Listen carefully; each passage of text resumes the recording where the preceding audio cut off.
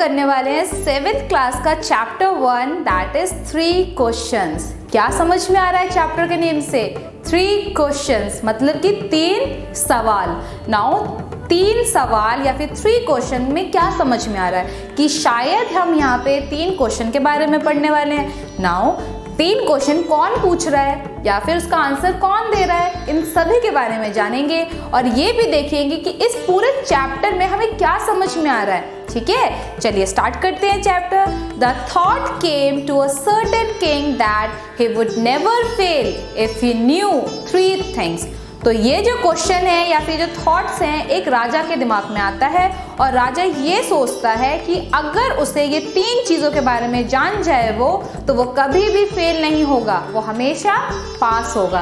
क्या फेल होने की बात कर रहा है वो, या फिर किससे उन्हें पास होना है, या फिर ये 3 चीज़ें है क्या, राइट? दीज 3 थिंग्स वर, तो ये 3 चीज़ें क्या हैं? What is the right time to begin something, तो क्या सही टाइम होता है किसी भी चीज़ को स्टार्ट करने का।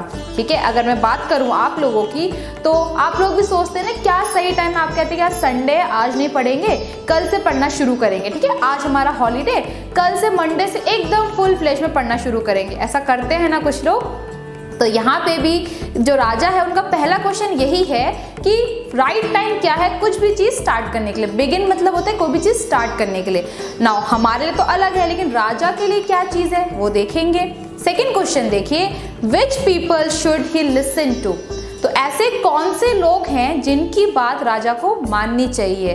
ठीक है, अब आपसे अगर पूछे तो आपको किसकी बात माननी चाहिए? पेरेंट्स की बात माननी चाहिए, है ना, मम्मी पापा की बात माननी चाहिए, अपने जो आपसे जो बड़े हैं उनकी बात माननी चाहिए, अपने टीचर्स की बात माननी चाहिए, राइट?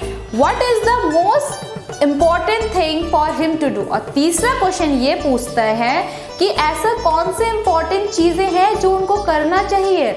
और आपसे अगर मैं पूछूं तो आपसे क्या एक्सपेक्ट की जाती है कि आप अच्छे से पढ़ाई करोगे, है ना, आप अच्छे से पढ़ाई करोगे तो आपके अच्छे मार्क्स आएंगे, और आपके अच्छे मार्क्स आएंगे तो आपके पेरेंट्स खुश होंगे, आपके टीचर्स खुश होंगे और आप नए क्लास में जाओगे, है ना, और बहुत कुछ सीखोगे भी। तो बहुत कुछ सीखने को मिलता है अगर आप अच्छे से पढ़ोगे तो यहाँ पे 3 क्वेश्चन हो गए। ठीक है, जो राजा ने अपने आपसे पूछा और उन्हें ये लगा कि अगर ये 3 क्वेश्चन के बारे में वो जान जाते हैं तो आगे जाके उनके लिए बहुत इजी रहेगा अपनी लाइफ में, वो कभी भी फेल नहीं होंगे। तो आप देखेंगे कि स्टोरी के स्टार्टिंग में ही राजा ने 3 क्वेश्चन पूछ दिए। ठीक है, अब इसके जो आंसर्स है वो कौन देगा, राजा को कहाँ से इसके आंसर्स मिलेंगे वो हम देखेंगे।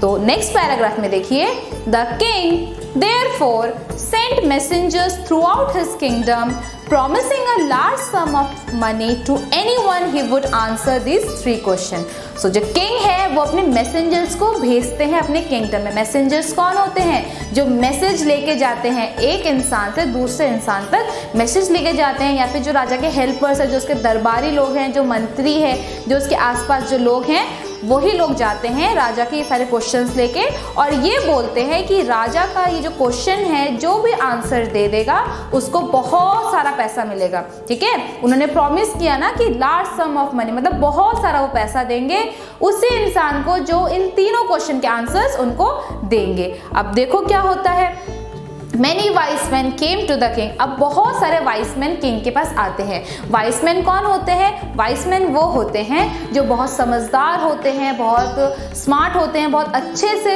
समझदारी से सोच समझ के काम करते हैं। ठीक है, अपनी लाइफ को आगे बढ़ाते हैं। तो बहुत सारे वाइस मैन आते हैं।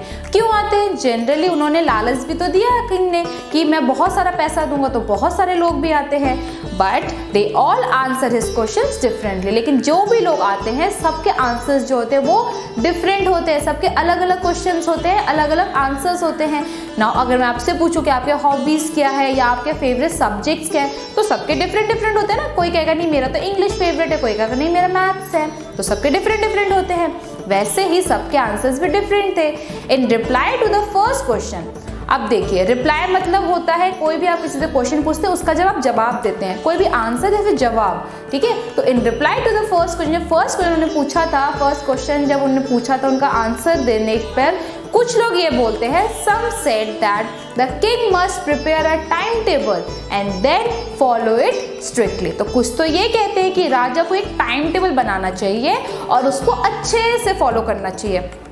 टाइम टेबल क्या होता है, आप स्कूल जाते हो ना तो आप टाइम से उठते हो, ठीक है, टाइम से ब्रेकफास्ट करते हो, फिर आप स्कूल जाते हो। अब स्कूल जब आप जाते हैं आपको पता है कि टाइम से आपको प्रे करना होता है, फिर टाइम टू टाइम आपकी क्लासेस होती है, इंग्लिश होता है, मैथ्स होता है, अलग अलग टाइम टेबल में आप जाते हो, फिर आप वापस घर आते हो, फिर आप सोते हो, खाना खाते हो, फिर उठ के खेलते हो, फिर पढ़ाई करने बैठते हो। टाइम टेबल में चलते हैं सब लोग। वैसे ही कुछ लोगों ने बोला कि राजा अगर टाइम टेबल बनाते हैं और उसके हिसाब से अगर चलेंगे तो सब कुछ सही होगा, सही टाइम से। नेक्स्ट लाइन में देखिए यही कह रहे हैं, only in this way they said could he do everything at its proper time. और अगर राजा ने सारे काम टाइम टेबल ही किया तो सारा काम टाइम से कंप्लीट भी हो जाएगा।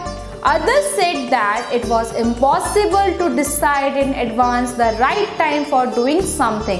लेकिन कुछ लोग अलग बोलते हैं, कुछ लोग ये बोलते हैं ये तो पॉसिबल ही नहीं है कि आप पहले से डिसाइड कर लो। अब देखो, आपने सुबह डिसाइड किया कि मैं आज अभी नहीं पढ़ूंगा, मैं अभी कार्टून देख लेता हूँ, मैं शाम को ना उस टाइम पे मैं टीवी नहीं देखूंगा, बाहर नहीं खेलूंगा, मैं उस टाइम पे पढ़ाई करूंगा। आपने मम्मी से बोल दिया, ठीक है, मम्मी भी मान गई, मम्मी ने कहा ठीक है अभी तुम टीवी देख लो, शाम को तुम पढ़ना। लेकिन शाम के टाइम जब आपको पढ़ने बैठना था उस टाइम पे क्या होता है, उस टाइम पे एक इनविटेशन आ जाता है, आपके नेबर में किसी का बर्थडे है, अब आपको जाना है।